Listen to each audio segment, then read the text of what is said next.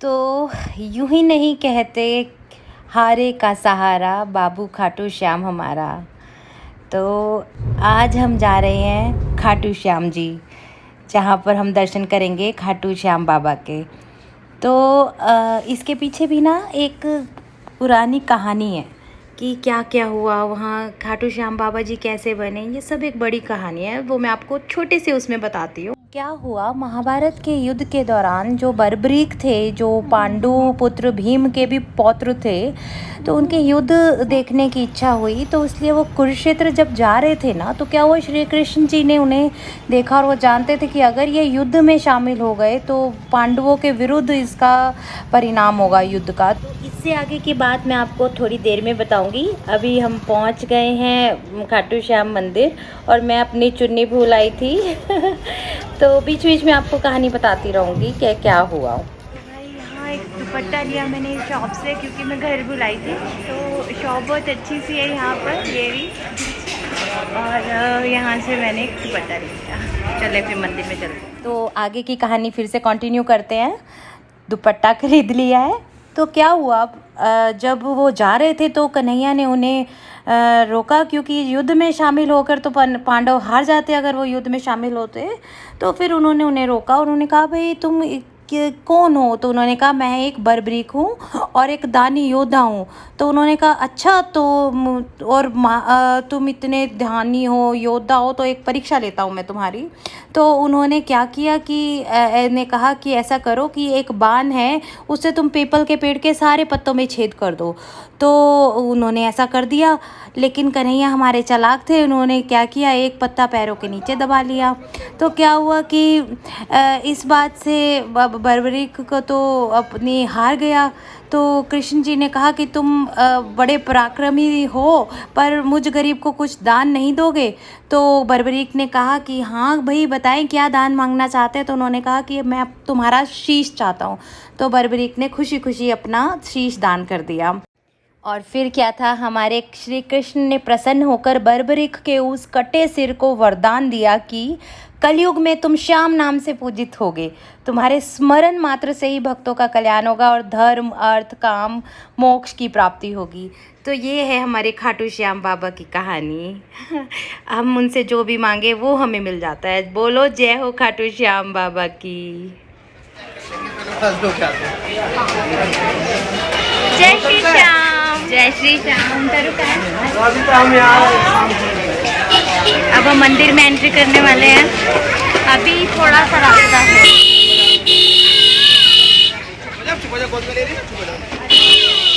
और पता है क्या हुआ आपको कि जब उनका शीश जो कट गया था, उसको जहाँ पर दफनाया गया ना, उसे सीकर कहते हैं, जो राजस्थान में है, और इसीलिए उन्हें खाटू श्याम बाबा कहा जाता है। तो कई सालों बाद वहाँ की जब खुदाई हुई तो वहाँ से उनका शीश प्रकट हुआ, और उसके लिए भी वहाँ के राजा को एक सपना आया, जिसमें उन्हें ये कहा गया कि शीश को मंदिर में सुशोभित किया जाए।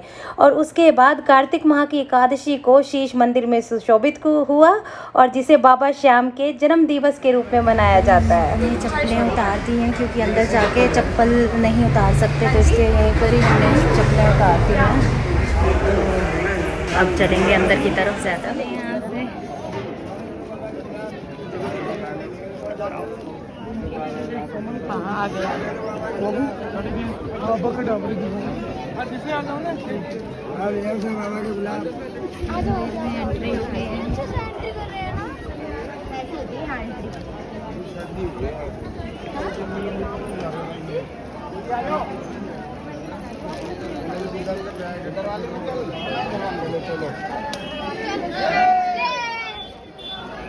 जय जय खाटू श्याम की जय जय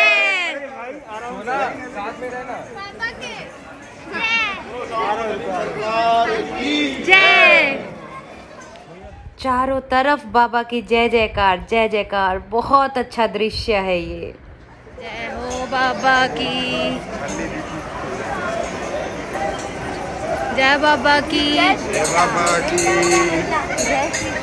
जय श्री श्याम, जय श्री श्याम, जय श्री श्याम, जय श्री श्याम, जय श्री श्याम। लाखों करोड़ों की तादाद में यहाँ पर लोग आते होंगे।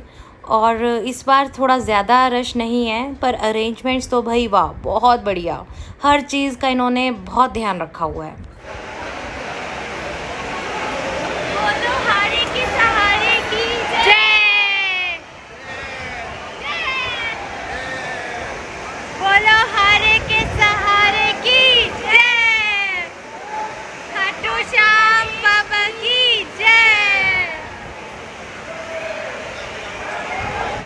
श्याम बाबा तेरी द्वार आया हूँ, चरणों में तेरी अरदास लाया हूँ। श्याम खाटू नरेश की जय,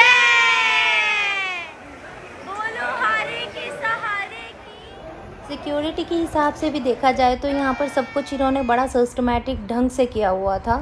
बड़ी लंबी कतारें, हमें तो लग रहा था कि लंबा इन्होंने सिस्टम इसलिए किया हुआ है ताकि भगदड़ सी ना हो, सब लोग लाइन वाइज ही जाएं, क्योंकि हम लोग ऐसे ना एक अपने आप से तो लाइनें लगाते नहीं हैं, तो इन्होंने सिस्टम ही ऐसा कर दिया अंदर जाने के लिए, रेलिंग्स बना दी कि सब लोग उसी के सहारे से ही आगे जाते जाएं। देखिए दुनिया आई हुई है भाई, हमारे देश में श्रद्धालुओं की कोई कमी नहीं है। देखिए कितना सुंदर मंदिर सजा हुआ है, ये देखिए बहुत अच्छा। और इन्होंने क्या सिस्टम किया हुआ था, बड़े बड़े पंखे लगाए हुए थे कि किसी को गर्मी ना लगे, और उसमें से पानी शार भी हो रहा था।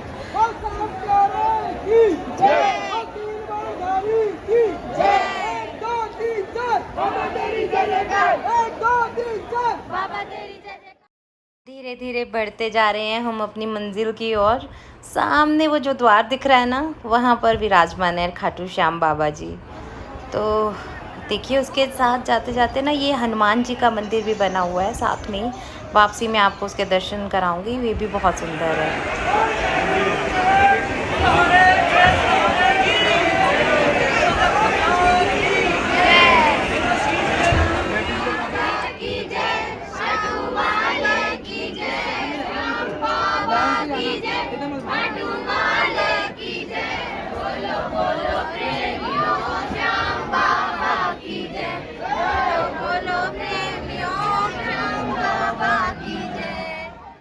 पहुंच गए खाटू श्याम बाबा जी के प्रांगण में। बेहद खूबसूरत मंदिर सजा हुआ है, सिक्योरिटी भी काफ़ी ज़्यादा है यहाँ पर। यहाँ खाटू श्याम जी के दर्शन करने के लिए ज़्यादा देर रुकने नहीं देते ये लोग।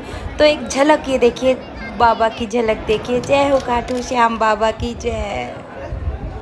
और ये देखिए ये है हनुमान जी का मंदिर जो बहुत सुंदर सजा हुआ था, जो मैंने आपको पहले कहा था दिखाऊंगी ना। ये मुझे प्रसाद मिला बाबा जी के मंदिर में से, ये किस्मत वालों को मिल जाया करता है और मेरे को मिल गया भाई। तो चल रहे हैं वापसी पे। लोग फिर से लाइन में लगे हुए हैं, लेकिन हम तो बाहर की तरफ निकल रहे हैं और निकल चुके हैं बाहर की तरफ मंदिर से। दर्शन हो गए बहुत अच्छे, और मुझे ये प्रसाद भी मिला, और अब बस अब निकल रहे हैं। बहुत रश था यहाँ पर बहुत अच्छा लगा। मेरे को लग रहा है कि मैंने आप लोगों को भी बहुत अच्छे से दर्शन कराए होंगे। बहुत अच्छे दर्शन हुए। तो एक बार अब सारे दोबारा से बोल दो, जय श्री श्याम।